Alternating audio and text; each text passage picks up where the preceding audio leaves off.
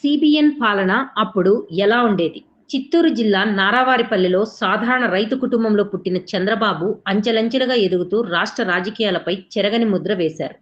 ముఖ్యమంత్రిగా బాధ్యతలు స్వీకరించిన వెంటనే పరిపాలనలో విస్తృత సంస్కరణలు చేపట్టారు. ప్రజల వద్దకే పాలన, జన్మభూమి, శ్రమదానం వంటి పథకాల ద్వారా ప్రభుత్వాన్ని ప్రజలకు చేరువ చేశారు. ప్రత్యేకించి ఐటీ టెక్నాలజీపై ఆయన ముందు చూపుతో హైదరాబాద్లో హైటెక్ సిటీ నిర్మాణానికి పునాది వేశారు. ఇది ఉమ్మడి ఆంధ్రప్రదేశ్ ఐటీ రంగంలో ప్రపంచ పటంలో నిలబెట్టింది. అదేవిధంగా ఆయన హయాంలోనే ఏర్పడిన డాక్రా సంఘాలు గ్రామీణ మహిళల ఆర్థిక స్వావలంబనకు మార్గం సుగమం చేశాయని విశ్లేషకులు చెబుతున్నారు. రాష్ట్ర రాజకీయాల్లోనే కాకుండా జాతీయ స్థాయిలో కూడా చంద్రబాబు కీలక భూమిక వహించారు.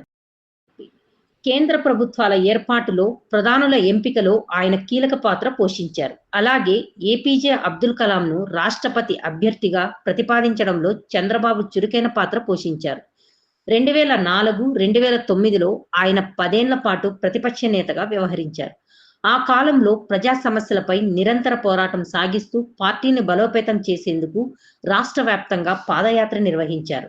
రాష్ట్ర విభజన అనంతరం 2014లో నవ్యాంధ్ర తొలి ముఖ్యమంత్రిగా బాధ్యతలు చేపట్టిన చంద్రబాబు నాయుడు రాజధాని అమరావతి నిర్మాణానికి శ్రీకారం చుట్టారు.